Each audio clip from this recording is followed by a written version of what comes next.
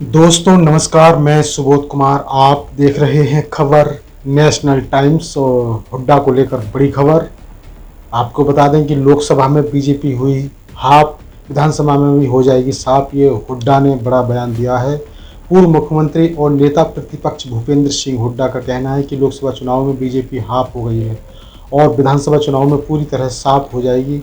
हुड्डा चंडीगढ़ स्थित आवास पर पत्रकारों को संबोधित कर रहे थे। इस मौके पर उन्होंने पूरे चुनाव के दौरान शांतिपूर्ण भागीदारी निभाने और कांग्रेस को जिताने के लिए हरियाणा के तमाम मतदाताओं का आभार व्यक्त किया था। प्रेस कॉन्फ्रेंस में सांसद दीपेंद्र सिंह हुड्डा, जयप्रकाश और कई विधायक मौजूद रहे। हुड्डा ने बताया कि हरियाणा में लोकसभा चुनाव में कांग्रेस का वोट प्रतिशत जबरदस्त तरीके से बढ़ा है। पार्टी को 36 बिरादरी का भरपूर समर्थन हासिल हुआ है। तमाम राज्यों के मुकाबले हरियाणा में इंडिया गठबंधन को सबसे ज़्यादा 47.6% वोट मिले हैं। पिछले लोकसभा चुनाव के मुकाबले कांग्रेस गठबंधन के वोटों में लगभग 20% की बढ़ोतरी हुई है, जबकि भाजपा का वोट 12% घटा है।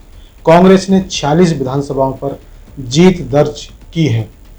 लोकसभा सीटों के हिसाब से देखें तो अंबाला में कांग्रेस को 18.6% ज़्यादा तो बीजेपी को 2019 के मुकाबले 11.1% कम वोट मिले हैं।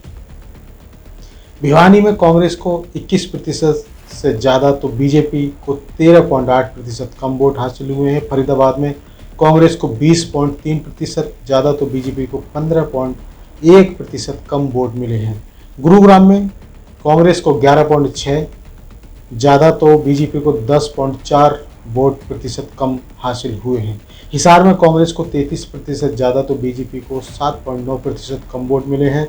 करनाल में भी कांग्रेस का वोट 18% बढ़ा, जबकि भाजपा का 15.1% कम हुआ है। कुरुक्षेत्र में कांग्रेस गठबंधन के 17.9% वोट बढ़े, जबकि बीजेपी के 11% कम हुए हैं। रोहतक में भी बता दें तो 16.4% वोट बढ़े तो बीजेपी के 11.9% वोट कम हुए हैं। सिरसा में कांग्रेस के 24.7% वोट बढ़े तो बीजेपी के 17.8% वोट कम हुए हैं। सोनीपत में कांग्रेस के 11.4% वोट बढ़े तो बीजेपी के 5.1% वोट कम हुए हैं। यही रुझान तमाम विधानसभा क्षेत्रों में भी देखने को मिला है।